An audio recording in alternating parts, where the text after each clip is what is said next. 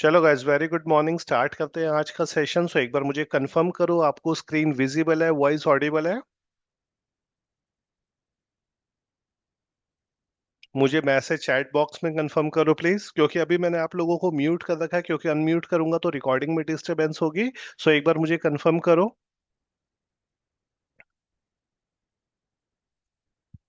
ठीक है जी, thank you so much. So start करते हैं आज का सेशन। देखो, आज का जो सेशन है ये हमारा ग्लोबल फाइनेंस का सेशन है।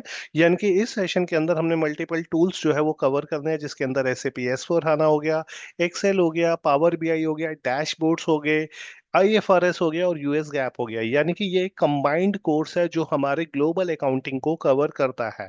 ये जितना भी प्रैक्टिकल पार्ट है, स्पेशली जो इस बार एड ऑन्स हुए हैं जिसमें आईएफआरएस और यूएस गैप है, ये सारी चीजें हम थियोरेटिकली तो पढ़ेंगे प्लस प्रैक्टिकली इसे हमें परफॉर्म करना है।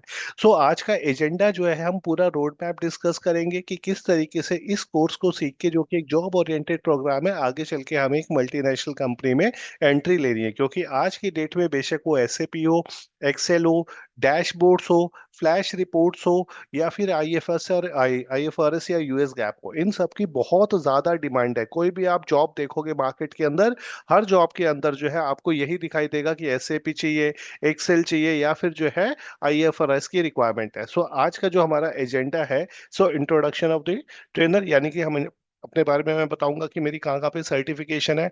ये जो आप कोर्स करने वाले हो सॉरी ये जो आप कोर्स करने वाले हो, इसका बेनिफिट क्या है, कोर्स की डिटेल्स क्या होंगे, इसमें आईएफआरएस के कौन से टॉपिक होंगे, एसएपी पर वो किस तरीके से परफॉर्म होता है, एक्सेल क्या होगा, एसएपी में क्या क्या टी कोड्स हम कवर करेंगे, और इससे सीख के हम किस तरीके से प्लेसमेंट के लिए जा सकते हैं और प्लेसमेंट का पैकेज कितना जाता है, ये सारी चीजें आज के सेशन में हम डिस्कस करेंगे। सो बात करूं अगर मैं अपनी, तो आई एम संदीप अरोड़ा। मैंने ही आपको नेक्स्ट 3 मंथ्स तक ट्रेनिंग दे दी है। अगर मैं अपनी सर्टिफिकेशन की बात करूं, so I am certified in SAP FI MM from SAP Germany, और साथ में मेरी सर्टिफिकेशन जो है वो माइक्रोसॉफ्ट 365 एप्स में भी है।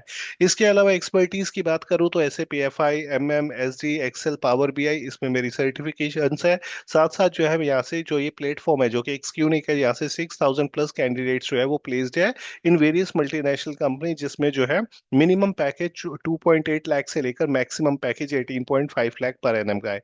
ये जो 18.5 लाख पर एनएम का जो पैकेज है, ये रोहित का है, जो DAV centenary college 2019 pass out है। अपने वर्क एक्सपीरियंस की बात करूं, सो मैंने एज एन एंड यूजर और एज अ कंसल्टेंट वर्क किया है इंडिया बुल्स में, इंफोसिस में, वर्लपुल में, केपीएमजी और सेपिएंट में। केपीएमजी सेपिएंट में मैंने एज ए पी कंसल्टेंट जो है वो वर्क किया है। सो सर्टिफिकेशन ये जो आप देख रहे हो, मेरी सर्टिफिकेशन है जो एसएपी से है और माइक्रोसॉफ्ट से है। सो अभी जो रिसेंट सर्टिफिकेशन मेरी एक और ऐड ऑन होने वाली है, जिसका एग्जाम जो है वो अभी अपकमिंग मंथ में है। अब बात करते हैं, ये तो मैंने अपने बारे में अपना इंट्रोडक्शन दे दिया। अब हम बात करते हैं इस प्रोग्राम की, जिस प्रोग्राम को आप सीखने वाले हो। सबसे पहले अगर मैं बात करूं इस बेनिफिट प्रोग्राम की, ये जो प्रोग्राम है ये जॉब ओरिएंटेड प्रोग्राम है। यानी कि इसके अंदर आप जो सारा कुछ सीखोगे वो प्रैक्टिकल सीखोगे। प्रैक्टिकल की बात करूं, अगर मैं बात करूं एसएपी में, आप एसएपी का प्रैक्टिकल आप करोगे। एक्सेल की बात करूं, आप बेसिक से लेकर एडवांस पार्ट तक जाओगे, सारी चीजें अभी मैं आपको दिखाऊंगा। पावर बीआई के अंदर आप डैशबोर्ड्स बनाओगे। जो हमारे अकाउंटिंग आप परफॉर्म करोगे वो इंडियन अकाउंटिंग स्टैंडर्ड के अकॉर्डिंग करोगे, आईएफआरएस के अकॉर्डिंग करोगे और यूएस गैप के अकॉर्डिंग करोगे। अब तीनों में डिफरेंस क्या होता है वो हम आगे डिस्कस करेंगे। अल्टीमेटली जो भी हमें करना है वो हमें maximum part, majority part practical करना है, और यही आपसे इंटरव्यू में पूछा जाएगा। जो थ्योरी की क्लासेस होंगी वो कंपैरेटिवली कम होगी। जैसे आपका शुरू में बेस बनाना होता है, वहां पे आपको अकाउंटिंग एंट्रीज की क्लास जो होगी वो थ्योरेटिकल मिलेगी। अदरवाइज जो है सारी चीजें आपको प्रैक्टिकल करनी है। और इस प्रोग्राम को सीख के मल्टीपल जॉब अपॉर्चुनिटीज के लिए आप जा सकते हो। अगर आप वर्किंग हो तो आप senior associate, assistant manager, team leader या फिर मैनेजमेंट ट्रेनी जा सकते हो। अगर आप एक जो है बिल्कुल ही फ्रेशर हो तो आप मैनेजमेंट फाइनेंस ट्रेनी हो गया, अकाउंट एग्जीक्यूटिव हो गया, इस लेवल के लिए आप जा सकते हो। कंपैरेटिवली अगर मैं पैकेज की बात करूं तो इसके अंदर ग्रोथ अपॉर्चुनिटीज काफी ज्यादा है। रिसेंट जो अभी बच्चा प्लेस्ड हुआ है सौरभ, इसी प्रोग्राम को सीख के वो दो कंपनीज में पैकेज लेके आए, एक 9.82 का और एक अप्रॉक्स 10 लाख का। और वो इसी R2R ग्लोबल फाइनेंस के अंदर गया था। एक जगह वो HCL में प्लेस्ड हुआ है, दूसरी जगह वो जेनपेक में प्लेस्ड हुआ है। जितने भी ये टूल्स है, बेशक वो एसएपी हो, एसएपी के अंदर लेटेस्ट वर्जन पे हम काम करेंगे, एसएपी S/4HANA। एक्सेल के अंदर हम काम करेंगे लेटेस्ट वर्जन जो एक्सेल 365 है। ये ब्लैक लाइन क्या होता है, पावर बीआई के अंदर हम वर्क करेंगे, और जितने भी हम अकाउंटिंग करेंगे वो आईएफआरएस और यूएस गैप के अकॉर्डिंग करेंगे। यानी कि आपको ग्लोबल अकाउंटिंग की जो है वो नॉलेज मिलेगी, क्योंकि इंडिया में सबसे ज्यादा जो काम आता है वो बाहर से ही काम आता है, यूएस का काम आता है, यूके का काम आता है, दुबई का काम आता है, यूएई का काम आता है। वहां पे सबसे ज्यादा जो होता है वो आईएफआरएस पे ही फोकस किया जाता है। और हर जॉब अपॉर्चुनिटी में जब आप जॉब डिस्क्रिप्शन में देखोगे वहां पे एसएपी भी आपको मिलेगा, एक्सेल भी मिलेगा, और आज की डेट में आईएफआरएस भी मिलेगा। इसकी बहुत ज्यादा डिमांड है। और इन्हीं कोर्सेज यानी कि इन्हीं टूल्स को सीख के आप एंट्री ले लेते हो मल्टीनेशनल कंपनी में, और जितने भी ग्रेजुएट्स है ये उनके लिए जो है वो बेनिफिशियल होता है। और हमारे एंड से आप लोगों के मॉक इंटरव्यूज जो है वो भी कंडक्ट करवाए जाते हैं। सीवी भी हम लोगों ने ही, आपका जो टीम है वही प्रिपेयर करेगी, और प्लेसमेंट असिस्टेंस हम लोग आप लोगों को प्रोवाइड करवाते हैं। लेकिन मेक श्योर आपका कम्युनिकेशन जो है वो अप टू द मार्क होना चाहिए। जितना आपका इंग्लिश स्ट्रांग होगी, जितना आपके जो है स्किल्स जितना आपके पास होगा, उतनी ज्यादा अपॉर्चुनिटी होती है जॉब की। काफी सारे ऐसे बच्चे, जैसे अभी मैंने सौरभ का एग्जांपल दिया, वो दो दो तीन तीन कंपनी से भी ऑफर लेटर लेके आते हैं। लेकिन हाँ, अगर आपका कम्युनिकेशन वीक है, आपको उसके ऊपर काम करना पड़ेगा, क्योंकि मेन जो पार्ट होता है कम्युनिकेशन का काफी ज्यादा रोल होता है। अगर आपके अच्छे कम्युनिकेशन है प्लस आपके पास स्किल्स है, तो उतनी ज्यादा अपॉर्चुनिटी जो है वो प्लेस्ड होने की हो जाती है। ठीक है। सो ये तो रहा इस बेनिफिट का। अब आता है कोर्स की डिटेल, जो अभी मैंने आपको बताई कि कोर्स के किस तरीके से हम इसे प्रोसीड करेंगे, कब कब क्लासेस होंगी, वो मैं आपको बताता हूँ। तो सबसे पहले हम थ्योरेटिकल पार्ट करेंगे। यानी कि अल्टीमेटली जो हमारा मिशन जो है, जो आप लोग सीखने के लिए आए, वो आए हो स्किल्स। और इस स्किल से आपको क्या मिलेगी? आपको मिलेगी जॉब। यानी कि विजन जो है वो है हमारा एम्प्लॉयबिलिटी डेवलपमेंट। सो ये जो हम कोर्स स्टार्ट करेंगे, बिल्कुल स्क्रैच से स्टार्ट करेंगे। यानी कि बिल्कुल हमें क्या करना है, अकाउंटिंग वाला, यानी कि बेसिक अकाउंटिंग को कवर करना है। इसकी 2 क्लासेस होती है। यानी कि इसके अंदर हम पढ़ेंगे कि अगर हमारा फिक्स्ड एसेट, कोई टॉपिक है फिक्स्ड एसेट, तो उसके हमारे रूल्स क्या कहते हैं आईएफआरएस के, उसके हमारे यूएस गैप के रूल्स क्या कहते हैं, उसके रूल्स हमारे इंडियन अकाउंटिंग स्टैंडर्ड के क्या कहते हैं। तो बिल्कुल बेसिक से स्टार्ट करेंगे, जो हमने 11th क्लास में पढ़ा था गोल्डन रूल से, वहां से स्टार्ट करके हम आगे प्रोसीड करेंगे। उसके बाद सारी एक्टिविटी अल्टीमेटली हमें जो करनी है वो एसएपी एस4 हाना पे करनी है, which is the latest version of SAP. So सारा काम जो हमें करना है वो एसएपी पे करना है। एक्सेल की बात करूं तो एक्सेल के अंदर हम सारा जो basic to advance part cover करेंगे, जिसमें आपको नया सीखने को मिलेगा। एक्स लुकअप क्या होता है, इसके अंदर आप सीखोगे कि अगर हमारे पास जो है पीडीएफ में कोई फाइल आ रही है, क्या हम पीडीएफ को एक्सेल में ले जा सकते हैं? बिल्कुल ले जा सकते हैं। ये फिजिबिलिटी 365 के अंदर है। इसमें हम डैशबोर्ड्स बनाना सीखेंगे कि डैशबोर्ड्स किस तरीके से बनते हैं। सो जो जो नई नई चीजें ऐड ऑन हुई है वो सारी चीजें आप इस एक्सेल में सीखोगे, क्योंकि एक्सेल का बहुत ज्यादा रोल है। कल को आप डेटा को कंसोलिडेट करते हो, क्योंकि आईएफआरएस के अकॉर्डिंग डेटा को कंसोलिडेशन किया जाता है। डेटा जो होता है, जैसे अगर मैं बात करूँ, कोई कंपनी यूएस बेस्ड कंपनी है और उसकी सब्सिडरी इंडिया में है। सो एज पर रूल्स हमें जो होता है आईएफआरएस का रूल के अकॉर्डिंग, हमें जो है उसकी जो कंसोलिडेशन करनी होती है वो यूएसडी की करेंसी में करनी होती है, जो अभी मैं आपको एसएपी में दिखाऊंगा। सो वो किस तरीके से होती है, लीडिंग लेजर्स क्या होते हैं, पैरेलल अकाउंटिंग क्या होती है, वो हम आईएफआरएस और यूएस गैप में कवर करेंगे। अगर आपको एक्सेल आता होगा तो एक्सेल के साथ साथ पावर बीआई सीखना बहुत ईजी हो जाएगा, अभी मैं आपको सिखाऊंगा। ये ब्लैक लाइन क्या होता है, थ्योरेटिकल वे में आप लोगों से पूछा जाता है। इन सारी चीजों के साथ साथ हम कवर करेंगे कि इंटरव्यू क्वेश्चन, यानी कि इंटरव्यू में आपसे किस टाइप के क्वेश्चंस पूछे जाते हैं, वो सब इसमें आएंगे। और फाइनली आपके पास जॉब अपॉर्चुनिटीज जो है वो आएंगी। सो जॉब अपॉर्चुनिटीज जो फ्रेशर वाले हैं वो एज ए इंटर्न भी स्टार्ट कर सकते हैं अपने करियर को, एक एज ए एसोसिएट लेवल पे भी स्टार्ट कर सकते हैं। और जो वर्किंग वाले बच्चे हैं, जो उनका जो भी जितना सीटीसी है उसके ऊपर ही उनको हाइक मिलता है। वर्किंग वालों के लिए सबसे अच्छी बात यह है कि वहाँ पे आईएफआरएस हो, एक्सेल हो, बहुत ज्यादा आप लोगों से पूछा जाता है। लेकिन फ्रेशर जो होते हैं बच्चे, उनसे ये चीज कम पूछी जाती है, लेकिन डिमांड में काफी है। और इन सब का कॉम्बो, यानी कि बेशक वो एसएपी हो, एक्सेल हो, पावर बीआई हो, ब्लैक लाइन हो, आईएफआरएस या यूएस गैप जो पैरेलल अकाउंटिंग में आता है, वो आपको कहीं और प्रैक्टिकली नहीं सीखने को मिलेगा, जो आपको यहाँ पे मिलेगा। नेक्स्ट चलते हैं। अब हम बात करते हैं क्लासेस की, कि ये क्लासेस जो आती है वो कब कब कब होती है। सो क्लासेस जो हमारी होती है वो वेनेसडे को एक्सेल की क्लास होती है। इसके अंदर जो हम एक्सेल करते हैं वो बेसिक टू एडवांस कवर करते हैं। यानी कि जब हमारा एक्सेल वाला पार्ट पूरा कवर हो जाता है, तो साथ साथ हम इसकी जगह जो है वो पावर बीआई भी ऐड ऑन कर देते हैं, क्योंकि एक्सेल और पावर बीआई बिल्कुल सिमिलर है। अभी मैं आपको स्क्रीन दिखाऊंगा दोनों की, दोनों में बताऊंगा क्या डिफरेंस होता है। सेकंड जो पार्ट आता है वो आता है एसएपी का। एसएपी जो हम कवर करेंगे वो सैटरडे और संडे को कवर करेंगे। यानी कि एसएपी में जो प्रैक्टिकल पार्ट होगा वो इसके अंदर आएगा, और इसी के साथ साथ आपका कवर होगा आईएफआरएस प्लस यूएस गैप। लेकिन मेन जो हमारा फोकस रहेगा वो आईएफआरएस पे ज्यादा रहेगा, क्योंकि इसकी डिमांड कंपैरेटिवली बहुत ज्यादा है। इसके अलावा संडे को जो हो गया हमारे पास ब्लैक लाइन, यानी कि जब ये सारा पार्ट आपका कवर होगा ब्लैक लाइन भी कवर करेंगे, साथ में पावर भी या तो वेनसडे को ले लेंगे या फिर उसकी क्लास हम संडे को लेंगे। हर क्लास की जो ड्यूरेशन होगी वो 1 आवर की होगी, यानी कि अगर मैं बात करूं एसएपी के अंदर अलग अलग प्रोफाइल्स होते हैं तो अलग अलग प्रोफाइल की 1 1 आवर की क्लासेस होंगी। सो अप्रॉक्स 3 आवर्स की इसकी क्लास होगी, लेकिन आपको कौन सी क्लास लेनी है वो अभी आपको पता चलेगा। हर क्लास की रिकॉर्डिंग होगी, यानी कि जो आज का डेमो सेशन है इसकी भी रिकॉर्डिंग हो रही है। सो हर रिकॉर्डिंग, यानी कि अगर आप कोई क्लास स्किप भी कर देते हो, आपको कोई अपने पर्सनल वर्क से जाना है, किसी मैरिज पे जाना है या फिर ऑफिस में आप ऑक्यूपाइड हो, सो ये नहीं कि क्लास वो मिस हो जाएगी, इसकी रिकॉर्डिंग आपके पास एप्लीकेशन पे आ जाएगी। और ये रिकॉर्डिंग आपके पास जो है वो 1 ईयर तक अवेलेबल है, वो यहाँ से आपको जो है प्रोवाइड होगी। साथ साथ आपको सारा जो नोट्स प्रोवाइड होंगे, जो अभी मैं आपको दिखाऊंगा पीडीएफ में आपको सारे नोट्स प्रोवाइड करे जाएंगे। ये भी आपको डाउनलोडेबल होंगे, आप इजीली डाउनलोड कर सकते हो, लेकिन रिकॉर्डिंग्स आप डाउनलोड नहीं कर सकते, वो आप एप्लीकेशन पे देख सकते हो। साथ में प्रैक्टिस करने के लिए आपको एसएपी का एक्सेस मिलेगा, और ये जो एसएपी का एक्सेस मिलेगा ये एसएपी S/4HANA का होगा, which is the latest version of SAP.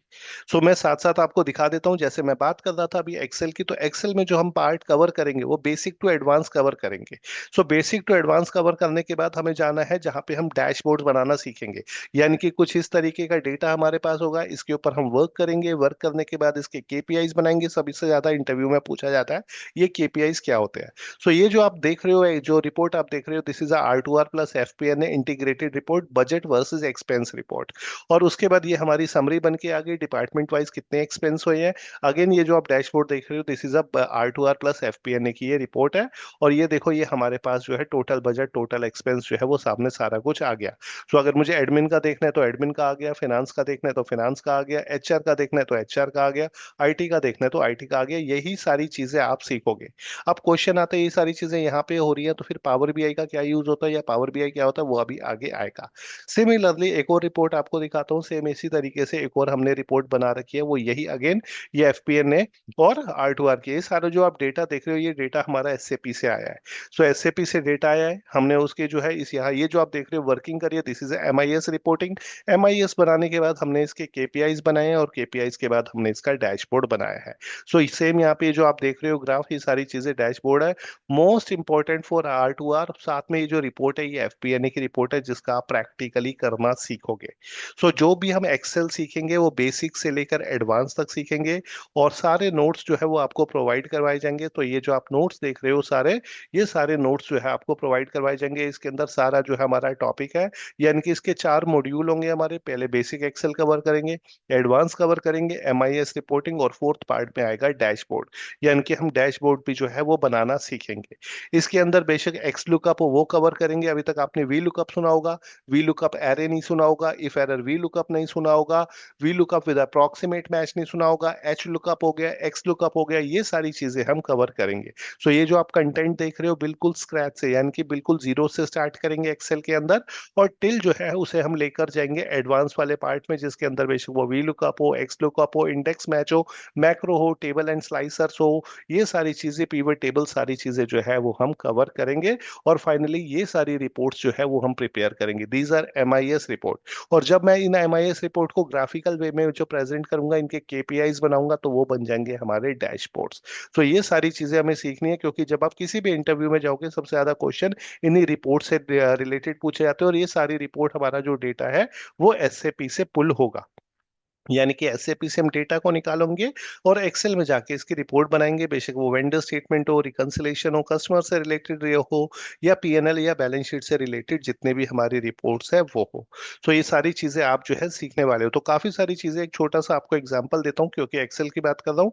So Excel का डेटा जो है वो भी मैं आप लोगों के साथ शेयर करूंगा। ये सारा जो आपको मैं दिखा रहा हूँ ये एक्सेल का डेटा है। सो इसके अंदर बेसिक से लेकर एडवांस तक सारा पार्ट यहाँ पे कवर होता है। ठीक है, और अगर मैं कोई क्लास इसमें ओपन करूं, फॉर एग्जांपल मैं ये 8th क्लास ओपन करता हूं जो अपर लोअर प्रॉपर की है, बहुत बेसिक क्लास है। फॉर एग्जांपल अगर आप यहाँ पर, मैं आपको डेटा दिखाऊं, ये मेरे पास डेटा आ रहा है। ठीक है, मैं कहता हूँ ये जो मेरे पास डेटा आ रहा है, ये जो यहाँ पे नेम आ रहे हैं, इन नेम को मुझे कैपिटल लेटर्स में करना है, ऑल्दो इसके लिए एक फॉर्मूला यूज होता है अपर का। सो इक्वल्स टू अपर का मैं फॉर्मूला लगाता हूँ, इसको मैं कैपिटल लेटर्स में जो है वो यहाँ पर ले लेता हूँ। ये सारी चीजें आप सीखोगे, लेकिन एक और चीज है, क्या मैं इस वाली चीज को बिना फॉर्मूले के भी कैपिटल लेटर्स में लिख सकता हूँ? बिल्कुल लिख सकता हूँ। इसके लिए हम यूज करते हैं फ्लैश फिल। इसके लिए हम यूज करते हैं फ्लैश फिल। देखो ये मैंने फ्लैश फिल किया, एंटर किया, एक ही बारी में सारी चीजें कैपिटल लेटर्स में आ गई। अब ये जो कैपिटल लेटर्स में चीजें आई है, मुझे ये यहाँ पर चाहिए तो मैं ले सकता हूँ, बिल्कुल ले सकता हूँ। इसके लिए मैं पे स्पेशल का यूज करूंगा। सो ये मैंने पे स्पेशल का यूज करके यहाँ पे इसे ले लिया। तो कहने की चीज है, देखने में बात बहुत ज्यादा जो है, ये छोटी सी चीज है एक फ्लैश फिल, इसका यूज बहुत ज्यादा होता है। फॉर एग्जांपल मैं कहता हूँ कि यहाँ पे मेरे पास नेम आ रहे हैं, ये मेरे पास डेट ऑफ बर्थ आ रही है, मुझे यहाँ पे ईमेल आईडी बनानी है, संदीप फिर डेट ऑफ बर्थ @gmail.com। आप फॉर्मूला लगा सकते हो कॉन्कैटिनेट का, जो बच्चे वर्किंग होंगे उन्होंने सुना होगा। आप एंड ऑपरेटर का यूज कर सकते हो, और यही काम जो है मैं फ्लैश फिल से भी कर सकता हूँ। मैंने सिंपल लिखा संदीप 1999 @gmail.com। सो इसे भी मैं फ्लैश फिल से जो है वो मैं कर सकता हूँ। ये देखो, ये मेरे सामने आ गई, this is the use of flash fill. तो कहने का मतलब है सारी चीजें आप प्रैक्टिकली सीखोगे। सो ये जो मैंने आपको डेटा दिखाया, इसलिए दिखाया ताकि हम इसके ऊपर काम कर सके। सेम इसी तरीके से आपके पास टेबल और स्लाइसर का डेटा आएगा। ठीक है, कि हमारे पास डेटा है, ये डेटा मैंने ओपन किया। ठीक है, ये सेल्स का डेटा हमारे पास था। सेल्स के डेटा से हमने इस डेटा को टेबल में कन्वर्ट किया, टेबल से इसके अंदर हमने स्लाइसर लगाया। स्लाइसर इज नथिंग, ये जो हमारे जो फिल्टर्स होते हैं उनके बटन्स होते हैं।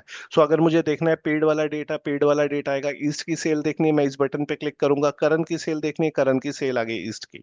सो और उसके बाद इसके मैंने केपीआईज यहाँ पे बना दिया। तो कहने की मतलब है, बेशक वो आपका एक्सेल हो, बेशक वो कोई भी टॉपिक हो, एसएपी हो, या फिर मैं कह रहा हूँ कोई भी हमारे रूल्स एंड रेगुलेशंस हो, इन डेप्थ पढ़ेंगे, क्योंकि इनकी डिमांड बहुत ज्यादा है आज की डेट में।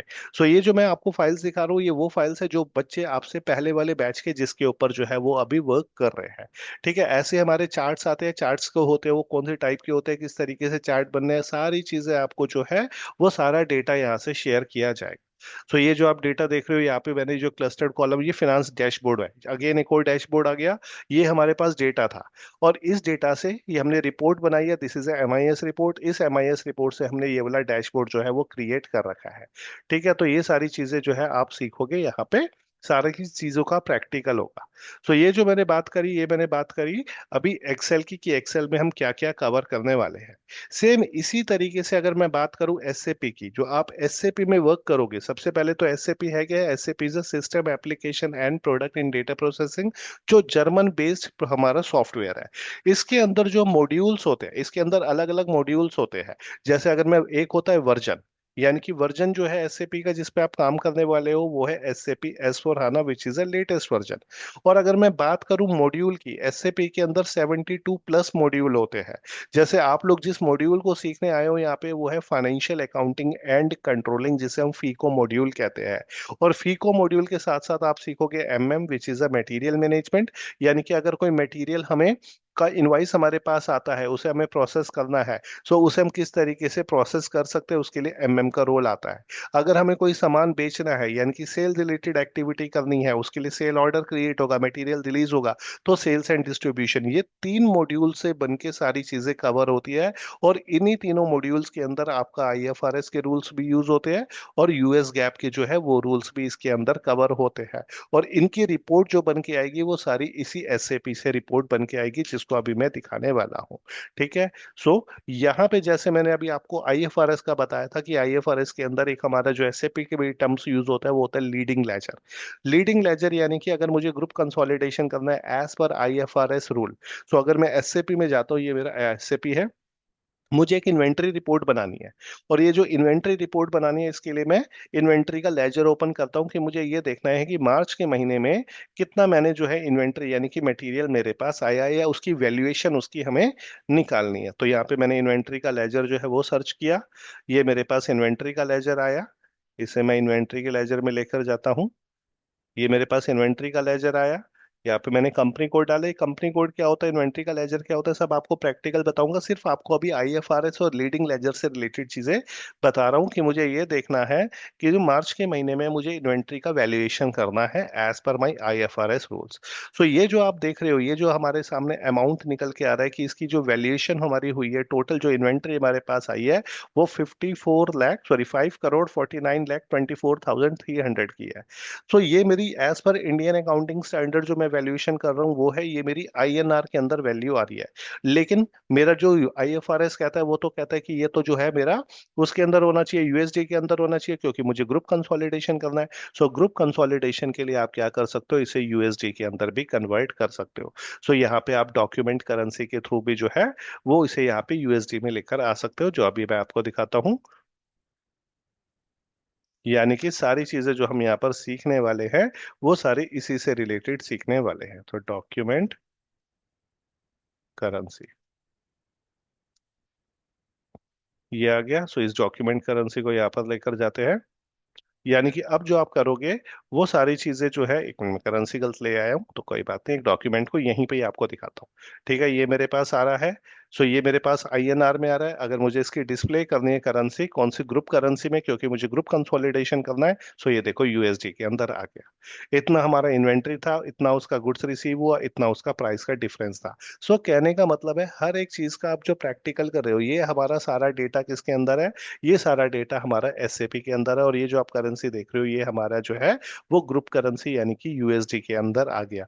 सो this is called parallel accounting. इसी को हम कहते हैं parallel accounting. Parallel accounting means एक हमारा जो रिकॉर्ड मेंटेन हो रहा है वो आईएनआर में हो रहा है, आईएनआर में हो रहा है, और दूसरा जो हमारा रिकॉर्ड मेंटेन हो रहा है वो यूएसडी में हो रहा है। यानी कि एक हमारा इंडियन अकाउंटिंग स्टैंडर्ड चल रहा है जिसे हम इंडेक्स कहते हैं, और दूसरा हम जो फॉलो कर रहे हैं वो कर रहे हैं आईएफआरएस, इंटरनेशनल रिपोर्टिंग के लिए जो हम यूज कर रहे हैं। ठीक है, तो ये सारी चीजें आपने करनी है। अगेन एसएपी की बात करूं जो आप देख रहे हो, इसके अंदर जो आप मॉड्यूल की बात करेंगे, 3 मॉड्यूल जो है वो हम कवर करेंगे। ठीक है, इस फीको मॉड्यूल के अंदर, फीको एमएमएसडी मॉड्यूल के अंदर 3 प्रोफाइल जो है वो आपके क्रिएट होंगे। वो कौन कौन से हैं, वो है अकाउंट्स पेबल, यानी कि जहां पे कंपनी सामान खरीदती है, सामान खरीदती है तो उसे पैसा देना होता है। ठीक है, पैसा देना होता है तो पेबल क्रिएट होता है। सेकंड जो प्रोफाइल होता है वो होता है अकाउंट रिसीवेबल, जहाँ पे कंपनी सामान बेचती है, सामान बेचती है तो उसके पास पैसा आता है। थर्ड जो प्रोफाइल होता है, जो सबसे ज्यादा डिमांडिंग है, जिस प्रोफाइल के लिए स्पेशली वर्किंग वाला बच्चा जाता है, वो होता है R2R, जिसे मैं कहते हैं हम record to report. Record to report यानी कि इसके अंदर एक्टिविटीज आती है पीएनएल और बैलेंस शीट से रिलेटेड, और इसी में हम रूल्स फॉलो करते हैं आईएफआरएस के और यूएस गैप के। और फोर्थ जो पार्ट आता है वो आता है fix asset accounting. Fix asset accounting यानी कि अगर हमें कोई एसेट को प्रोक्योर करना है, एक्वायर करना है, डेट ऑफ एक्विजिशन क्या होती है, डेट ऑफ कैपिटलाइजेशन क्या होती है, डेप्रिसिएशन किस बेसिस पे उसका चार्ज होगा, इंडियन अकाउंटिंग स्टैंडर्ड हमारे डेप्रिसिएशन के केस में क्या कहते हैं, आईएफआरएस के रूल्स अकाउंट डेप्रिसिएशन के केस में क्या करते हैं, ये सारी चीजें हमें इसके अंदर सीखनी है। सो जो फर्स्ट प्रोफाइल है जिसके लिए आप लोग जा सकते हो इंटरव्यू के लिए, ये वो प्रोफाइल है जिसे हम अकाउंट्स पेबल कहते हैं। यानी कि वो पैसा जो हमने अपने क्रेडिटर को पे करना है, क्यों, क्योंकि हमने उनसे गुड्स और सर्विसेज लिया है। सो इसके अंदर एंड टू एंड जो है वो P2P साइकिल यानी कि प्रोक्योर टू पे साइकिल आएगी, जब हम सामान खरीदते हैं, परचेज करते हैं, टिल उसकी पेमेंट तक। तो ये सारा पार्ट इसके अंदर हम कवर करेंगे कि वेंडर कैसे क्रिएट होते हैं, इनवॉइस कैसे वेरीफाई होता है, इनवॉइस कैसे प्रोसेस होता है, उसके एक्सेल के ट्रैकर हो गए, मटेरियल और सर्विस के इनवॉइस कैसे पार्क होते हैं, पोस्ट होते हैं, ये सारी चीजें आप कवर करोगे विद इंटरव्यू क्वेश्चन। यानी कि अगर आप कॉमर्स ग्रेजुएट हो या पोस्ट ग्रेजुएट हो, अगर आपकी इंग्लिश जो है वो एवरेज है या बिलो एवरेज है, तब आप इस वाले प्रोफाइल के लिए जाना। कंपैरेटिवली इजी प्रोफाइल है, लेकिन उन बच्चों के लिए है जिनकी इंग्लिश जो है वो एवरेज या बिलो एवरेज है, क्योंकि यहाँ पे इंग्लिश का रोल कंपैरेटिवली जो है वो कम होता है। सेकंड जो प्रोफाइल है वो होता है एआर का। और जब आप मार्केट में जॉब्स के लिए भी जाओगे तो देखो सारी चीजें आपको जो मिलेंगी वो यही मिलेंगी। यहाँ पे वही सारी जॉब रिस्पॉन्सिबिलिटी मेंशन है जो अभी हम यहाँ पे आप लोगों को पढ़ा रहे हैं। इनवाइसेस होती क्या है, इनवाइस किस तरीके से आती है, इनवाइस को कैसे हम जो है प्रोसेस करते हैं, कैसे वेरीफाई करते हैं, वो सारी चीजें यहाँ पे जो है मेंशन है। सो अगर आप कॉमर्स ग्रेजुएट हो, बीकॉम एमकॉम बीबी एमबीए, तो आपके लिए ये वाला प्रोफाइल यूजफुल है, इररिस्पेक्टिव ऑफ आपके कम्युनिकेशन अगर एवरेज है या फिर बिलो एवरेज है। सेकंड जो प्रोफाइल जो मैंने बताया था वो होता है अकाउंट रिसीवेबल का, जहां हम सामान बेचते हैं। सामान बेचते हैं जैसे मैं आप लोगों को एसएपी की सर्विसेज बेच रहा हूँ, आईएफआरएस की सर्विसेज बेच रहा हूँ, एक्सेल की सर्विसेज बेच रहा हूँ। सो इट मीन्स आप मुझे क्या करोगे, पेमेंट करोगे। ये वही वाला प्रोफाइल है अकाउंट रिसीवेबल का। यानी कि अकाउंट रिसीवेबल वो पैसा जो हमने अपने कस्टमर से लेना है, क्यों, क्योंकि हमने उसे गुड्स और सर्विसेज जो है वो सेल करी है।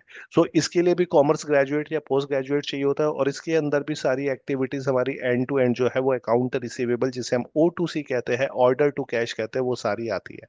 कस्टमर कैसे क्रिएट होता है, इनवाइस कैसे जनरेट होता है, पेमेंट किस तरीके से आती है, मोस्ट इंपॉर्टेंट अप्लाइड अनअप्लाइड अनआइडेंटिफाइड, ये वाली चीजें आप लोगों से इंटरव्यू में बहुत ज्यादा पूछी जाती है। कस्टमर से रिलेटेड रिपोर्ट्स हो गई, वो स्टेटमेंट रिकंसिलेशन एजिंग रिपोर्ट, सारी चीजें आप सीखोगे विद इंटरव्यू क्वेश्चन। ठीक है। लेकिन इस प्रोफाइल के लिए आपकी इंग्लिश जो है वो बहुत अच्छी होनी चाहिए, यानी कि गुड कम्युनिकेशन इज रिक्वायर्ड। ठीक है। सो अगर आप बीकॉम एमकॉम हो और आपको लगता है आपके कम्युनिकेशन बहुत ज्यादा अच्छे हैं, तभी आप इसी प्रोफाइल में जाना, अदरवाइज इस वाले प्रोफाइल में आप सर्वाइव नहीं कर पाओगे। ग्रोथ इस वाले प्रोफाइल में तभी अच्छी है आपकी जब आपकी इंग्लिश जो है अच्छी हो। अगर आपकी इंग्लिश वीक है तो आप अकाउंट्स पेबल वाले प्रोफाइल के अंदर जाना। सो जब हायरिंग भी निकलती है मार्केट के अंदर, ये सारी चीजें वहां पे मेंशन होती है। जैसे यहाँ पे अगर आप देखोगे तो इन्होंने मेंशन कर रखा है कि सेल ऑर्डर कैसे हो, क्या होते हैं, कैश एप्लीकेशन क्या होती है, एआर क्या होता है, कैसे कस्टमर की क्वेरी को रिजॉल्व करना है, पेमेंट कैसे एलोकेट करनी है। वो सारी चीजें इन्होंने यहाँ पर जो मांगी हुई है, ये फ्रेशर की हायरिंग के लिए निकला हुआ है। थर्ड जो सबसे डिमांडिंग प्रोफाइल है, जिसमें आपका आईएफआरएस हो गया, यूएस गैप हो गया, फिक्स एसेट अकाउंटिंग हो गया, डेप्रिसिएशन हो गया, अक्रूवल्स हो गया, एमोटाइजेशन हो गया, जीएल टू जीएल एंट्रीज हो गया, रिकरिंग एंट्रीज हो गया, रिपोर्टिंग हो गया, वो होता है this program. This is a global finance program, this is specially for working candidates. अगर आप वर्किंग हो, ठीक है, या फिर आप बीकॉम एमकॉम बीबी एमबीए हो, फ्रेशर हो, लेकिन आपको अकाउंटिंग में इंटरेस्ट है, आपकी इंग्लिश अबव एवरेज होनी चाहिए। जितनी इंग्लिश आपकी स्ट्रांग होगी, स्किल्स आपके पास होंगे, उतने प्लेसमेंट के चांसेस बढ़ जाते हैं। सो ये वही वाला प्रोफाइल है जिसके अंदर सबसे ज्यादा बच्चे अपने करियर को बूस्ट करते हैं। ठीक है। वो इसी प्रोफाइल में जाते हैं। इसके अंदर आपका डेप्रिसिएशन हो, एसेट अकाउंटिंग हो, जीएल टू जीएल एंट्री हो, बैंक रिकंसिलेशन हो, प्रीपेड एमोटाइजेशन हो, एक्रूवल्स हो, मंथ एंड रिपोर्टिंग हो, एमआईएस रिपोर्टिंग हो, रिपोर्टिंग सिस्टम हो, इंटरव्यू क्वेश्चन हो, आईएफआरएस, यूएस गैप हो, सारा कहीं ना कहीं इसी वाले प्रोफाइल से जो है वो रिलेटेड होता है। ठीक है। तो ये वो प्रोफाइल है जिसमें सबसे ज्यादा जो है वो वर्किंग के लिए बच्चे जो है वो जाते हैं। इसी को हम कहते हैं R2R। जैसे प्रियांशु ने कहा कि मैं सीए फाइनलिस्ट हूँ, सो ये वाला जो R2R प्रोग्राम है इसके लिए आप चाहते हो। दीक्षित ने कहा क्या एआई कवर होगा, बहुत अच्छा क्वेश्चन इन्होंने पूछा, एआई होता क्या, तो एआई आपको लाइव ही दिखा देता हूँ। ये जो आप देख रहे हो एक्सेल 365, इस एक्सेल 365 के अंदर ये वाला जो आप देख रहे हो आइकन, जो को पायलट देख रहे हो, this is a AI of Excel. अगर मैं इसे कुछ भी कमांड दूंगा, कुछ भी प्रॉम्प्ट दूंगा, ये अकॉर्डिंगली उसके वर्क करेगा। लेकिन इस एआई का यूज तब है जब आपको एक्सेल की इन डेप्थ नॉलेज हो, तभी आप इसका यूज कर सकते हो। ये आपके सारे काम कर देगा, मेक श्योर। लेकिन आपका जो है वो एआई अभी ऐसा इतना इस वाले प्रोफाइल में यूजफुल नहीं है, लेकिन एक एआई का पता होना चाहिए कि एआई होता क्या है, इससे ज्यादा और कुछ नहीं है। ठीक है। बिल्कुल। ड्यूरेशन पे आते हैं, इन्होंने पूछा इस कोर्स की ड्यूरेशन क्या होगी। ड्यूरेशन जो होती है 3 मंथ्स होती है, लेकिन कोर्स जो होता है अप्रॉक्स 2.5 मंथ्स के अंदर कवर अप हो जाता है। तो अभी तक का रिकॉर्ड है, जितने भी 10,000 प्लस बच्चे पढ़े हुए हैं, सार का कोर्स जो है वो 2.5 to 3 मंथ्स के इन बिटवीन खत्म होता है। कोर्स कभी भी डिले नहीं होता, क्योंकि काफी सारे बच्चे एनरोल्ड है। जैसे अगर आप अपना डेमो सेशन ही देख रहे होगे, इसमें अभी तक 179 बच्चों ने जो है वो ज्वाइन कर रखा है। तो जब आप एडमिशन लेने भी जाओगे तो इसके अंदर जो आपको हर बैच के अंदर 200 प्लस बच्चे जो होते हैं वो होते हैं। लक्ष्य ने कहा सर ग्रेजुएशन तो क्लियर हो गई है, लेकिन एक बैकलॉग है। आप एनरोल तो करवा सकते हो, लेकिन प्लेसमेंट में इशू आता है, क्योंकि कंप्लीट ग्रेजुएशन इज रिक्वायर्ड। तो आपको कंप्लीट ग्रेजुएशन जो है वो चाहिए होती है। ठीक है। चलो वापस चलते हैं इस कोर्स में। तो हम बात कर रहे थे किसकी, हम बात कर रहे थे इस प्रोफाइल से रिलेटेड, जो प्रोफाइल था हमारा R2R का। सो जब आप जाते हो R2R के लिए, तो वही सारी चीजें आप लोगों से जो पूछी जाती है, जैसे आप R2R देख रहे हो यहाँ पे, जनरल अकाउंटिंग की नॉलेज होनी चाहिए, R2R, bank reconciliation, month and closing, ये सारी चीजें। ऑल तो this is a combined, this is for AR R2R, AP सबसे रिलेटेड है, तो इन्होंने यहाँ पे जो है वो मेंशन कर रखा है। ठीक है। नेक्स्ट वाले पार्ट पे आते हैं जो R2R से रिलेटेड है, वो है IFRS और यूएस गैप, जो इस वाले जो है आपके बैच में एड ऑन हुआ है। ठीक है। जिसमें लीडिंग लेजर और पैरेलल अकाउंटिंग जो है यूज होती है। अब ये लीडिंग लेजर और पैरेलल अकाउंटिंग क्या होती है, जैसे मैंने बताया, अगर मैं कहता हूं कि एक कोई यूएस बेस्ड कंपनी है, और यूएस बेस्ड कंपनी जो है वो इंडिया में भी है। ठीक है। सो इंडिया में जो डील वो कर रही होगी वो आईएनआर में कर रही होगी, लेकिन जब आईएनआर में अकॉर्डिंग वो डील कर रही होगी, तो उसे अपनी रिपोर्ट जो है वो यूएस या यूके, जिस कंट्री वो बेस्ड है, वहां भी देनी होगी। यानी कि अब दो हमें मेंटेन कर ली होंगी अकाउंटिंग, एक अकाउंटिंग मेंटेन करनी होगी इंडिया के अकॉर्डिंग, और दूसरी अकाउंटिंग हमें मेंटेन करनी होगी आईएफआरएस रूल्स के अकॉर्डिंग। ठीक है। तो इसे हम कहते हैं पैरेलल अकाउंटिंग, जहाँ पे आईएफआरएस और यूएस गैप का रोल आता है। यहाँ पे करेंसी भी चेंज हो सकती है, हो जाती है, हो सकता है वो यूएसडी में डील कर रहे हो सकता है वो यूरो में डील कर रहे हो, तो वहां पे ये हमारा जो है वो लीडिंग लेजर पिक्चर के अंदर आ जाता है कि अगर हम इंडिया बेस्ड कंपनी है तो हमें और कौन सी करेंसी में जो है रिपोर्ट बनानी होती है। मेजोरिटी केसेस में यूएसडी होता है, ठीक है, 99% केसेस में, लेकिन कई कंट्री जो होती है वो स्पेसिफिकली अपनी करेंसी को यूज करती है, बेशक वो यूरो हो, इस तरीके से। ठीक है, तो इसके अंदर सारा हम आईएफआरएस के रूल्स एंड रेगुलेशंस करेंगे। आईएफआरएस जो हमारा ग्लोबल स्टैंडर्ड है, जो 140 प्लस कंट्रीज जो है वो यूज करती है, वो इसलिए करती है ताकि जो भी अगर इन्वेस्टर है, अगर वो ग्लोबल इन्वेस्टर है, ताकि उसे जो अंडरस्टैंड करने में आपके फाइनेंशियल्स जो है वो इजी रहे, वो क्लियर रहे, रिलायबल रहे। ठीक है, इंडिया इसमें हम देखेंगे कंपैटिबिलिटी की, इंडियन अकाउंटिंग स्टैंडर्ड्स क्या कहते हैं, आईएफआरएस क्या कहता है, यूएस गैप क्या कहता है, बहुत ज्यादा इंपॉर्टेंट है अगर आप आर्ट वर्क के प्रोफाइल में जाते हो, एफपीएनए के प्रोफाइल में जाते हो, या बिग फोर में अगर आप प्लान कर रहे हो। बिग फोर की बात हुई तो अभी याद आया, इससे पहले दो बच्चे हैं, एक योगेश था और एक बच्चे का नाम है, स्किप कर रहा हूँ, वो अभी ईवाई में ही प्लेस्ड हुए थे, इससे पहले वाले बैचेस के वो बच्चे थे। इसके अलावा अगर आईएफआरएस के मेन टॉपिक्स की मैं बात करूं, क्योंकि देखो हर चीज के अंदर जो अकाउंटिंग मेरे अकॉर्डिंग नहीं चलती, अकाउंटिंग चलती है रूल्स एंड रेगुलेशंस के अकॉर्डिंग। अगर मैं इंडिया में बात करूं तो इंडिया के अंदर जो हम फॉलो करते हैं वो इंडियन अकाउंटिंग स्टैंडर्ड यूज करते हैं, जिसे हम इंड एस एएस कहते हैं। अगर मैं ग्लोबली बात करूं तो हम आईएफआरएस की बात करूं तो आईएफआरएस जो 140 प्लस कंट्रीज में यूज होता है, तो इसके ये जो आप देख रहे हो, आईएफआरएस 15 जो रेवेन्यू रिकॉग्निशन से रिलेटेड है, आईएफआरएस 16 जो लीज से रिलेटेड है, ये वो कुछ टॉपिक है जो आपके इंटरव्यू में पूछे जाते हैं, जो हम कवर करेंगे। इंटरनेशनल अकाउंटिंग स्टैंडर्ड 16 एसेट से रिलेटेड है, इंटरनेशनल अकाउंटिंग स्टैंडर्ड 2 जो है वो इन्वेंट्री से रिलेटेड है। जो मैं बार बार आपको कंसोलिडेशन के लिए कह रहा था, जिसके लिए मैं लीडिंग लेजर का बार बार यूज कर रहा था, वो आईएफआरएस 10 के अकॉर्डिंग आता है। इसके अलावा इंडियन अकाउंटिंग स्टैंडर्ड और international accounting standard, international financial reporting system और जो यूएस गैप है, जिसके जो रूल्स एंड रेगुलेशन होते हैं वो अकाउंटिंग स्टैंडर्ड कोडिफिकेशन के अंदर होते हैं। सो वो क्या कहते हैं, ये सारी चीजें हम इस वाले में सीखेंगे। तो अल्टीमेटली कहने का मतलब है, ये सारी चीजें सीख के आप प्रिपेयर हो सकते हो, अपने आप को प्रिपेयर कर सकते हो मल्टीनेशनल कंपनी के लिए। ठीक है, नेक्स्ट चलते हैं। ये तो मैंने बात करी।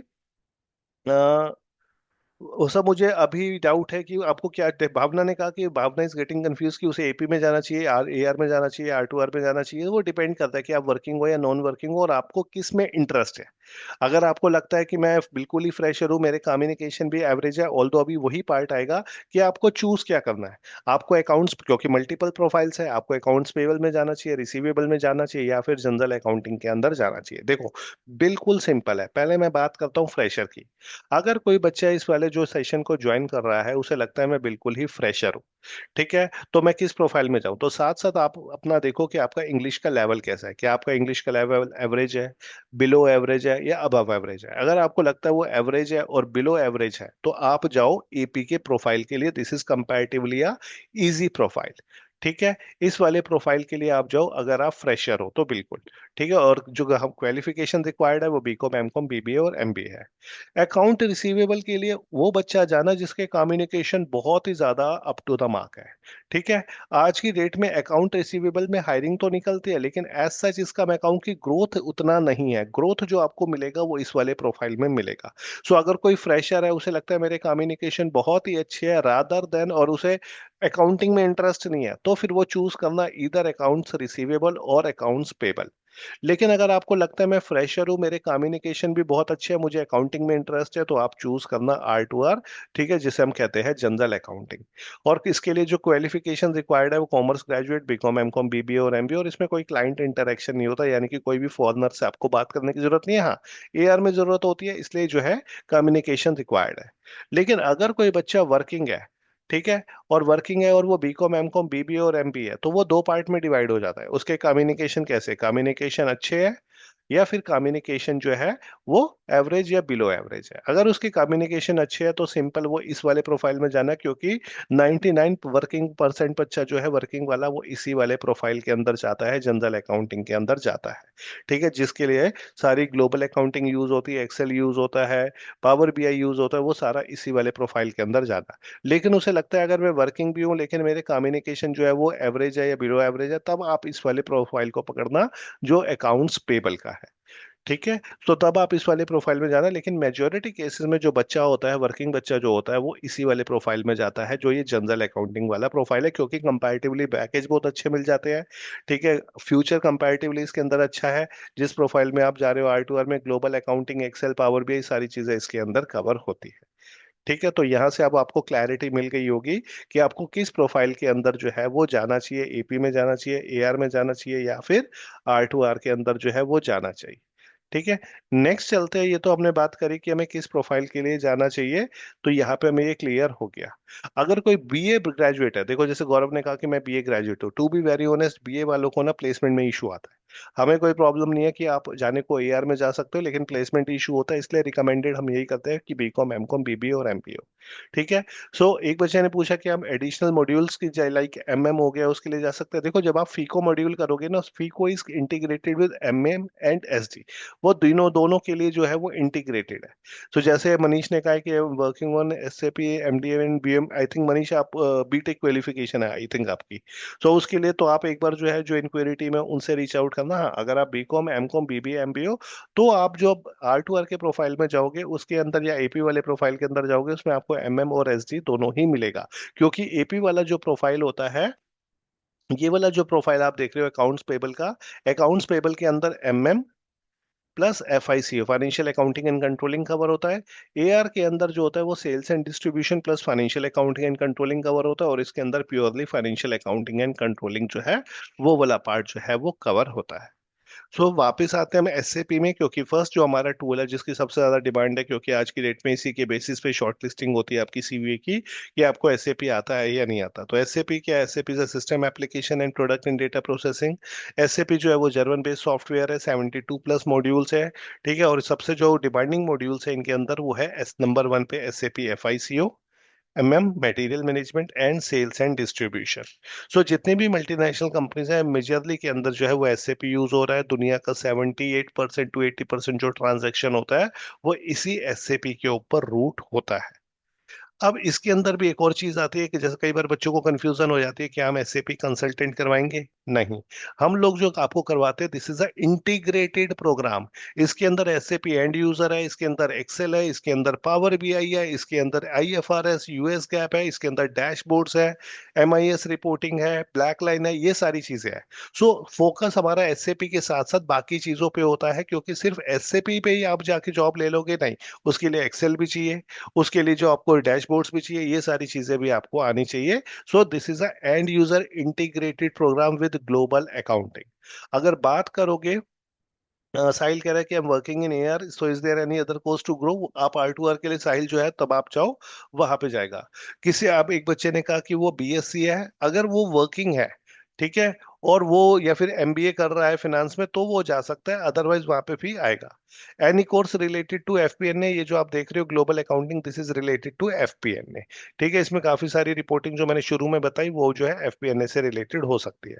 कितना सैलरी हाइक मिलेगा वो डिपेंड करता है, जब आप मार्केट में जाओगे, गौरव कह रहे हैं, जब इंटरव्यूज दोगे तब पता चलेगा। ठीक है। चलो नेक्स्ट वाले पार्ट पे चलते हैं। नेक्स्ट है कि अब हम बात कर देते हैं, अगेन वापस चलते हैं कि ये SAP के अंदर हिरारकीज क्या होती है। ठीक है। तो अगर आप देखोगे, SAP की बात करूं, अगर आप बिल्कुल फ्रेशर हो, ठीक है, या फिर आपको जो है 1 2 3 साल का एक्सपीरियंस हो, इट मीन्स आप एंड यूजर हो। एंड यूजर मीन्स, जैसे मैंने अपना करियर स्टार्ट किया था, मैंने as an end user start किया था। एंड यूजर का मतलब होता है जो SAP S/4HANA पे वर्क कर रहा होता है, जो रिपोर्ट्स बना रहा होता है इसका यूज करके, जो एंट्रीज कर रहा होता है। जैसे मैं आपको SAP में लेके चलूं, सो ये जो आप देख रहे हो, this is end user screen, SAP easy access. तो अगर आपके पास कोई इनवाइस आता है, आप इनवाइस सर्विस का कैसे प्रोसेस करोगे? अगर आपके पास कोई मटेरियल का इनवाइस आता है, मटेरियल के इनवाइस को कैसे प्रोसेस करोगे? कोई परचेज ऑर्डर देखना है तो परचेज ऑर्डर को आप किस तरीके से जो है वो देख सकते हो। इसके अलावा अगर आपको कोई सेल ऑर्डर बनाना है तो सेल ऑर्डर आप किस तरीके से बना सकते हो। अगर आपको कोई क्लोजिंग बैलेंस देखना है तो आप क्लोजिंग बैलेंस किस तरीके से देख सकते हो। अगर आपको जो है कोई रिपोर्ट पुल करनी है तो आप वो रिपोर्ट किस तरीके से पुल कर सकते हो। सो this is a SAP and user, जहाँ पे आप सॉफ्टवेयर को यूज करना सीखते हो। ठीक है, जहाँ पे आप सॉफ्टवेयर को यूज करना सीखते हो। और जब आपको अच्छी नॉलेज हो जाती है एसएपी की, तो आप बन जाते हो पावर यूजर। और पावर यूजर के बाद जब आपको एक रेलिवेंट एक्सपीरियंस हो जाता है 5 साल का, 6 साल का, तब आप जा सकते हो एज अ कंसल्टेंट। ठीक है, लेकिन जर्नी कंपैरेटिवली जो होती है इसकी टफ होती है। ठीक है, पैकेज आगे ग्रोथ बहुत अच्छी है, पैकेजेस बहुत ज्यादा अच्छे हैं। लाइक मैं अगर अपनी फ्रेंड की बात करूँ तो उसका 52 lakhs का पैकेज है। जब मैंने जॉब क्विट की थी लास्ट टू लास्ट ईयर, तब मेरा 36 लाख का पैकेज था, और वो सिंपल 7-8 साल के करियर में ही आ गया था। लेकिन आज की डेट में एसएपी के साथ साथ बेशक वो एफपीएन है, उसकी बहुत ज्यादा डिमांड है। R2R जो इंटीग्रेटेड ग्लोबल फाइनेंस जो आप प्रोग्राम की बात कर रहे हो, इसकी बहुत ज्यादा डिमांड है मार्केट के अंदर, जहाँ पे ग्लोबल अकाउंटिंग जो है वो यूज होती है। Second one is MS Excel, जो मैंने आपको बताया, जो हम वर्क करेंगे ऐसे एक्सेल के अंदर, एक्सेल 365 पे करेंगे, which is a latest version of Excel. ठीक है, और इसके अंदर एक्स लुकअप वो वर्क करेंगे, वी लुकअप हो गया, एच लुकअप हो गया, डैशबोर्ड्स बनाना हो गए, स्पार्क लाइंस हो गई, चार्ट्स हो गए, ये सारी चीजें जो है इसके अंदर हम देखेंगे। और उसके बाद आएगा third one is power BI. Power BI भी जो हम सीखेंगे, अब मैं पावर बीआई ओपन करता हूँ इसमें थोड़ा सा आपको, क्योंकि आज की डेट में पावर बीआई भी कई बार आप लोगों से पूछ लेते हैं जब आप इस वाले कोर्स के लिए जाते हो। सो पावर बीआई भी हम कवर करेंगे। Power BI is comparatively similar to Excel. जितना आपका एक्सेल स्ट्रांग होगा उतना आपको पावर बीआई इजी लगेगा। सो ये मैंने पावर बीआई ओपन किया, आपने बहुत ज्यादा वर्ड सुने होंगे, data cleaning, data transformation, data modelling, data visualisation, ये सारा जो काम होता है ये पावर बीआई के अंदर होता है। तो ये जो पावर बीआई है, इसे मैंने ओपन किया। सो यहाँ पे ये जो आप देख रहे हो, ये जो फर्स्ट पार्ट आपको दिखाई दे रहा है, this is a data visualisation screen. यहाँ पे सारे आपको विजुअल्स दिखाई दे रहे हैं। अभी हम इस वाले पार्ट पे हैं, जिसे हम रिपोर्ट पार्ट कहते हैं। यानी कि अगर मैं किसी भी विजुअलाइजेशन को क्रिएट करना चाहूँ, सो मैं क्रिएट करूंगा। अभी मेरे पास डेटा नहीं है, तो यहाँ से मैं बना सकता हूँ। सेकंड, जो आप टेबल व्यू देख रहे हो, यहाँ पे आपको सारा डेटा दिखाई देता है। यहाँ पे मॉडल क्रिएट्स होते हैं, जो आपने डेटा मॉडलिंग सीखी वो सारा मॉडल यहीं पे ही क्रिएट होता है। इसके अलावा डेक्स आ रहा है, DAX is a data analysis expression, जहाँ पे हम कस्टम कैलकुलेशंस जो है वो हम करते हैं। इसके अलावा आप जो सुनते हो बार बार, डेटा ट्रांसफॉर्मेशन, डेटा क्लीनिंग, वो डेटा क्लीनिंग होती है पावर क्वेरी एडिटर में। पावर क्वेरी एडिटर, जिसे अभी मैं ओपन करता हूँ, ये मैंने पावर क्वेरी एडिटर ओपन किया। Power Query editor is very much similar to Excel से रिलेटेड है। ये मेरा पावर क्वेरी एडिटर जो है वो ओपन हो गया। यहाँ पे आपको दिखाई दे रहा होगा, यहाँ लिखा हुआ आ रहा है पावर क्वेरी एडिटर। इस पावर क्वेरी एडिटर के अंदर सारी डेटा क्लीनिंग, डेटा ट्रांसफॉर्मेशन, सारा कुछ इसके अंदर होता है। सो ये जो आप मर्ज क्वेरीज देख रहे हो, ये वी लुकअप है एक्सेल का। अपेंड क्वेरीज जो आप देख रहे हो, ये कंसोलिडेशन है एक्सेल का। इसके अलावा हेडर को कैसे फर्स्ट करना है, ये जो रिप्लेस वैल्यू को देख रहे हो, जब हम कंट्रोल एच करते हैं एक्सेल के अंदर, वो रिप्लेस वैल्यू होता है। किसी कॉलम को डिलीट करना, किसी रो को डिलीट करना, वो सब यहाँ से होता है। इसकी जो जितने भी प्रोग्रामिंग होती है, ऑल दो प्रोग्रामिंग हमारे के लिए यूज नहीं होती, जो बैकएंड में चलती है उसे हम एम स्क्रिप्ट कहते हैं। सो यहाँ पे जितने भी हमारी जो क्लीनिंग होगी, एक्सट्रैक्ट करना, डेट निकालना, मंथ निकालना, ईयर निकालना, वो कॉन्कैटिनेट का यूज करना, वो सब यहाँ पे होता है। तो जब हम डेटा सारा क्लीन कर लेते हैं, इसके बाद हम सारे डेटा को वापस जो है वो डेटा पावर बीआई डेस्कटॉप पे भेज देते हैं, यहाँ पे क्लोज एंड अप्लाई करके। तो ये सारी चीजें अभी आप सीखोगे। अभी मैं एक दो रिपोर्ट आपको अगर ओपन करके दिखाऊं लेटेस्ट वाली, तो उससे आपको आइडिया लग जाएगा किस टाइप की जो होती है वो रिपोर्ट्स इसके अंदर होती है। जैसे अभी आपने बजट वर्सेस एक्सपेंस रिपोर्ट देखी थी, उसी को अब मैं पावर बीआई में ओपन करके दिखाता हूँ कि वो पावर बीआई में किस तरीके से जो है वो विजुअलाइज होती है। सो उससे आपको आइडिया लग जाएगा कि किस तरीके से जो है ये रिपोर्ट हमारी क्रिएट होती है। सो ये जो आप रिपोर्ट अपने सामने देख रहे हो, अगेन वही बजट वर्सेस एक्सपेंस रिपोर्ट है, जो हमने कहाँ पे बनाई थी, जो हमने एक्सेल में बनाई थी। लेकिन एक्सेल भी वही काम कर रहा है जो पावर बीआई है, ऐसा नहीं होता। ये जो पावर बीआई है, ये भी माइक्रोसॉफ्ट का प्रोडक्ट है। जब हमारे पास ह्यूज अमाउंट ऑफ डेटा होता है, जहाँ पे एक्सेल हाथ खड़े कर देता है, वहाँ पे पावर बीआई पिक्चर में आता है। मल्टीपल विजुअलाइजेशन इसके अंदर अवेलेबल होती है, कार्ड्स इसके अंदर अवेलेबल होते हैं, रिपोर्ट्स, डैशबोर्ड आप बनाते हो, यही जैसे मैंने डैशबोर्ड देखा, यही आप डैशबोर्ड आगे बढ़ चल के बनाना सीखोगे। तो again I am telling you, जो भी आप सीख रहे हो, this is a practical based training. Theoretical part जो होता है वो कंपैरेटिवली जो इसके अंदर कम होता है। ठीक है, नेक्स्ट चलते हैं। ये तो बात करी हमने पावर बीआई की, कि पावर बीआई के अंदर हम किस तरीके से जो है हम काम करेंगे। इसके अलावा ब्लैक लाइन का हम थ्योरेटिकल पार्ट देखेंगे। कई बार आपसे थ्योरेटिकल पूछ लिया जाता है, क्योंकि सारे रिकंसिलेशन जो होती है वो ब्लैक लाइन के अंदर बनती है आजकल। ब्लैक लाइन रिकंसिलेशन को ऑटोमेट करता है, किस तरीके से करता है, वो वाला पार्ट हम इसके अंदर देखेंगे। जब ये सारी चीजें आप सीख लोगे, जिसके अंदर एसएपी हो गया, एक्सेल हो गया, ग्लोबल अकाउंटिंग हो गई, आईएफआरएस हो गया, यूएस गैप हो गया, डैशबोर्ड्स हो गए, ठीक है, ब्लैक लाइन हो गया, इसके बाद आपके इंटरव्यू की प्रिपरेशन होगी। यानी कि इंटरव्यू के भी दो पार्ट होते हैं, एचआर राउंड और टेक्निकल राउंड, जो आपसे इंटरव्यूअर पूछेगा, किस तरीके से पूछेगा, वो सारी चीजें हम इसके अंदर जो है वो कवर करेंगे। ठीक है, इसके अलावा नेक्स्ट पार्ट की अगर मैं बात करूं तो जैसे आपके मॉक इंटरव्यूज होंगे, और ये जो मॉक इंटरव्यूज होंगे आपको ग्रुप में मैसेज, क्योंकि आपका व्हाट्सएप ग्रुप क्रिएट होगा, वहाँ पे आपके पास मैसेज आ जाएगा कि आपका मॉक इंटरव्यू है। टीम आपके मॉक इंटरव्यू लेगी ताकि आप मेन इंटरव्यू में जाके आपके रिजेक्शन के चांसेस कम हो जाए। जो गलती करो एटलीस्ट वो हमें पता हो कहाँ पे गलती कर रहे हो, ताकि हम उसे बता सके कि इस एरिया में आपको जो है एरिया ऑफ इम्प्रूवमेंट की रिक्वायरमेंट।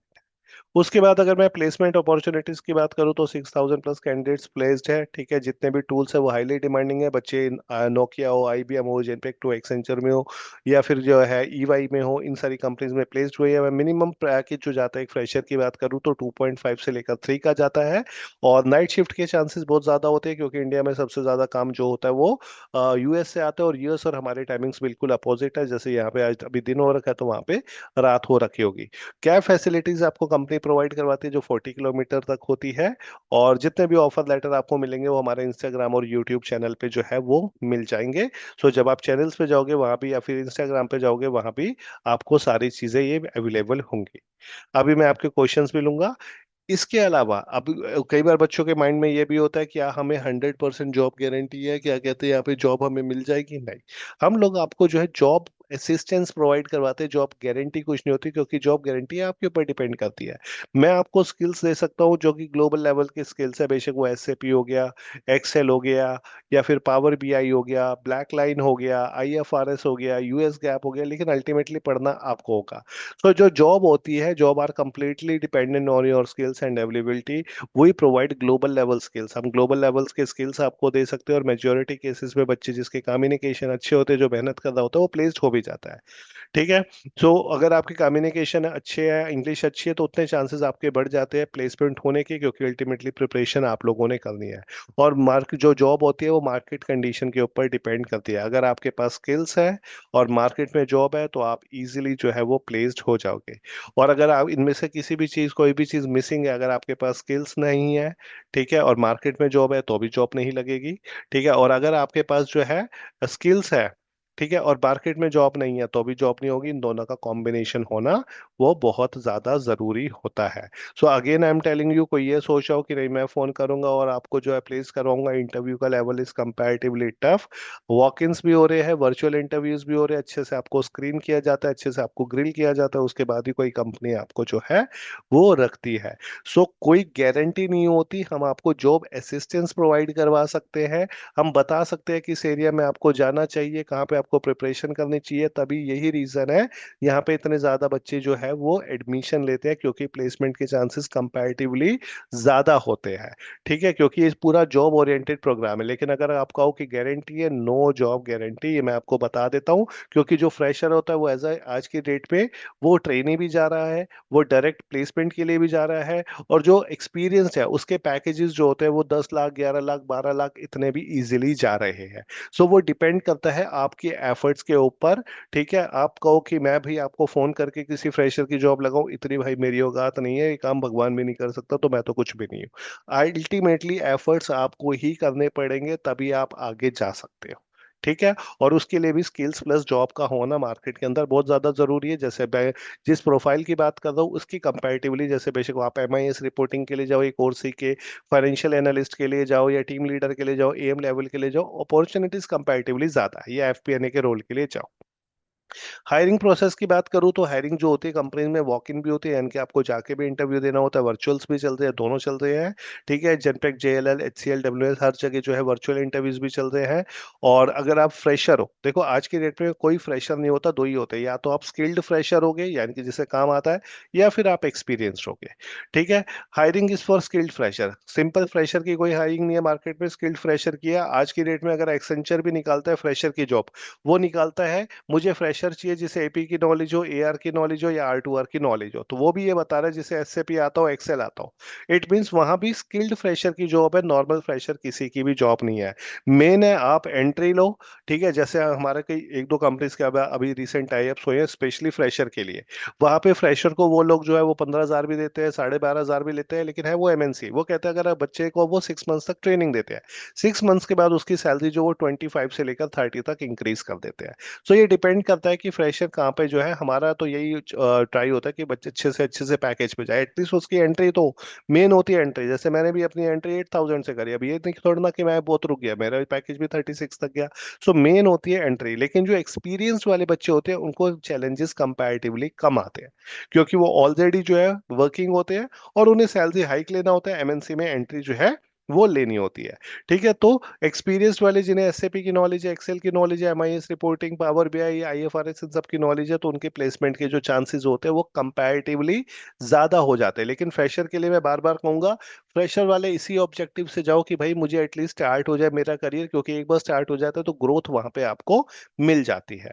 ठीक है, हर महीने यहाँ पे काफी सारे बच्चे, 100+ बच्चे प्लेस्ड हो जाते हैं। क्यों? क्योंकि आपके ऊपर पूरी एक बच्चे के ऊपर टीम काम कर रही होती है, इंक्वायरी टीम अलग काम करती है।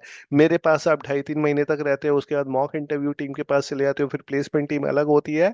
तो कि हमारी प्रायोरिटी भी ये होती है कि बच्चा आगे चल के जिस ऑब्जेक्टिव से आए इन स्किल्स को सीख के एटलीस्ट अपना करियर को जो है वो शुरू करे। सो जितने भी क्लासेस है, हर क्लास की आपको रिकॉर्डिंग मिलेगी, हर क्लासेस को आपको नोट्स मिलेंगे। तो और ये जो हमारी एप्लीकेशन होती है, अगर आपके पास आईफोन है तो क्लास प्लस एप्लीकेशन है, एंड्रॉयड फोन है तो स्क्यूनिक एप्लीकेशन है। वहाँ पे आपको जो है जब आप डाउनलोड करोगे तो वहाँ पे सारी चीजें, जब आप एनरोलमेंट ले लोगे तो ये सारी चीजें वहाँ पे भी अवेलेबल होंगी, और व्हाट्सएप ग्रुप आपका क्रिएट होगा, वहाँ भी जो है ये सारी चीजें आपके साथ शेयर करी जाएंगी। बाकी अगर मैं अवेलेबिलिटी की बात करूँ तो we are available on Instagram, YouTube, Facebook, इन सब पे हम जो है वो अवेलेबल है। ठीक है, अब मैं साथ साथ आपके जो क्वेश्चन के आंसर भी करता जाता हूँ। जैसे एक बच्चे ने पूछा, हम currently working in Tally ERP9, so which profile in SAP should I go. So इसके लिए आप जो R2R के प्रोफाइल के लिए जाओ, वो आपके लिए बेस्ट रहेगा। ठीक है, बीसीए के लिए अभी देखो, बीसीए, एमसीए, बीए, बीएससी, इन वालों की बच्चों के लिए अभी एज सच कुछ है नहीं। अगर जैसे ही आएगी हायरिंग तो मैं बता दूंगा। ठीक है, सर मैंने 2025 में विप्रो को बीपीएस ज्वाइन किया था, व्हाट्सएप पे पूछा था क्या मैंने एवीआई नोटिस पीरियड सब कर दूं तो इसके लिए एक बार आप जो है टीम से कनेक्ट करो, वो आपको आंसर कर देगी। ठीक है, वीबीए की कोई रिक्वायरमेंट नहीं है, वीबीए का ऐसा कोई स्कोप नहीं है, तो मैक्रो जो हम करेंगे दैट इज इनफ, उतना ही आप लोगों से पूछा जाता है। पोस्ट ग्रेजुएट तो 9 इयर्स का एक्सपीरियंस है एज एन अकाउंटेंट सईद को। ठीक है, तो 34 हो जाती है एंट्री आराम से, या 35-36 वाला बच्चा प्लेस्ड हुआ है। ठीक है, सर मैं करेंटली एपी में वर्किंग हूँ, R2R में बिल्कुल आप जा सकते हो, कोई दिक्कत नहीं है। क्लासेस सारी ऑनलाइन होगी, हर क्लास की रिकॉर्डिंग होगी, एसएपी मैकबुक में भी इजीली वर्क करेगा। सर मैंने 7 ईयर से एक भी कंपनी में वर्क हूँ, मुझे चेंज करना, हाँ बिल्कुल सोनू, अगर आप 7 ईयर से एक ही कंपनी में हो आप आराम से चेंज कर सकते हो, मेक श्योर आपकी communication up to the mark हो। करंटली मैं एपी में वर्किंग, R2R में जाना चाहता हूँ, बिल्कुल आप जा सकते हो। R2R के अंदर कोई ऐसी प्रॉब्लम नहीं है, काफी सारे बच्चे जो है जाते हैं। आपका जो है पैकेज है वो 2.40 है R2R में, तो मैं क्या 6 बिल्कुल इजीली जा सकते हो। अगर 4.2 का पैकेज है तो भी आप इजीली 6.5 तक जा सकते हो। बैंक स्टेटमेंट कौन सी कंपनी मांगती है आज की डेट में? हर कंपनी बैंक स्टेटमेंट मांगती है। मैं सीए ड्रॉप आउट हूँ, R2R के लिए चाहिए। बीकॉम ग्रेजुएट हूँ, करियर गैप है, कोई इशू नहीं आता करियर गैप से भी। मैंने ग्रेजुएशन डिस्टेंस से करी है, कोई फर्क नहीं पड़ता, परसेंटेज कोई फर्क नहीं पड़ता। R2R बीकॉम हूँ, R2R में जा सकता हूँ, बिल्कुल जा सकते हो, लेकिन कम्युनिकेशन काम कर लेना अपने उसके ऊपर। जो है हम अहमद ने कहा है कि 5 इयर्स का एक्सपीरियंस है बीपीओ में, 35 है। सौरभ की एज भी 35 थी, वो जो है इसी वाले प्रोफाइल 9.82 जो पैकेज पे गया वो R2R के अंदर गया है, वो भी बैंकिंग में था, तो बैंकिंग वाले भी इजीली जा सकते हैं। ठीक है, बीएससी कर रखी है, एमबीए फिनांस से अभी आप कर रहे हो, अगर आप एवरेज कम्युनिकेशन है एपी प्रोफाइल, फिर आप एआर के प्रोफाइल के लिए जाओ। अगर आपको वेयर का एक्सपीरियंस है तो well and good. Working in AP 3 year से वर्क कर रहे हो एपी में, R2R के लिए चले जाओ, अगर आपके कम्युनिकेशन जो है सैफ के नाम से आ रहा है, अगर आपकी कम्युनिकेशन ठीक है। टेली प्राइम पे काम कर रहे हो, R2R में जाओ, अगर आपकी कम्युनिकेशन ठीक है। We can connect separately, need to check on other courses like FPN. देखो ये जो अभी एआई वाले पार्ट को अलग छोड़ दो, ये जो प्रोफाइल है somewhere it is related to FPNA, क्योंकि जो रिपोर्ट्स आती है वो R2R प्लस एफपीएनए से रिलेटेड है, और एफपीएनए में ही आपका आईएफआरएस और ये सब मांगा जाता है। फ्रेशर हूँ, बिल्कुल इंग्लिश अच्छे हो तो आप R2R के लिए जा सकते हो। अकाउंट्स पेबल का काम हम टैली प्राइम पे कर सकते हैं, बिल्कुल टैली पे, लेकिन प्रायोरिटी यही होती है कि आप एक अच्छे कंपनी के अंदर जाओ, बेशक आप एपी वाले प्रोफाइल में जाओ। BCom plus 1 year of experience in accounts, आप एपी और निशांत R2R दोनों में जा सकते हो, जो आपको इजी लगे। ठीक है, इसके अलावा एक और बच्चे ने मैसेज किया है, I have 2+ year of work experience in invoicing. Additionally, I worked with multiple OEMs like Escorts, AGS, Bull Machine with accuracy. इतना देखो, अगर आपको एक्सपीरियंस 2+ years का एक्सपीरियंस है, तो अगर आपकी कम्युनिकेशन ठीक ठाक है और बीकॉम है, तो R2R के लिए जाओ। Currently working in domestic company, Abhishek कह रहे हैं टेली प्राइम पे 4 years का एक्सपीरियंस है, R2R के लिए जाओ अभिषेक आप भी। I have got an offer on third party payroll to work in tailor should, हाँ बिल्कुल जाना चाहिए अगर लता लता आपके पास आ रहा है तो। कम्युनिकेशन अच्छे नहीं है, मुझे कौन सी प्रोफाइल में जाना चाहिए? गौरव एपी प्रोफाइल में जाओ, बीए ग्रेजुएट एपी में जा सकते हैं, नहीं जा सकते, बीए के लिए बीकॉम चाहिए होता है वहाँ पे। और और I am working in a CA firm, would I go? हाँ बिल्कुल, R2R में मनप्रीत आप जा सकते हो। कोर्स की फीस क्या है उसके लिए अपन आप इंक्वायरी टीम से जो है रीच आउट करो, वो बताएंगे। फ्रेशर का पैकेज कितना जाता है R2R में, वो डिपेंड करता है राजकुमार, जब आप निकलोगे मार्केट में तब पता चलेगा। आप 2.5 भी जाता है, 3 भी जाता है, 3.5, 4 भी जाता है। बीए के लिए अभी ऐसा कोई प्रोग्राम नहीं है। और 4 years का एक्सपीरियंस है मार्केट एग्जीक्यूटिव, तो अगर आपकी कम्युनिकेशन ठीक ठाक है और बीकॉम हो, तो आप एपी या R2R में से किसी को चूज कर सकते हो। 3 years का एक्सपीरियंस है अकाउंटिंग में रेनू का, कम्युनिकेशन एवरेज है, तो आप एपी या R2R में से जो इजी लगे वो जा सकते हो। जेनपेक पे वर्किंग हो एपी में, एपी वाले सारे बच्चे R2R में मूवमेंट ले सकते हैं, आप इजीली ले सकते हो। R2R का हाईएस्ट पैकेज कितना? R2R का जो पैकेज है वो 10+11, यानी कि 10 से 11, हाईएस्ट बता दो 10, 11, 12 के आसपास जाता है।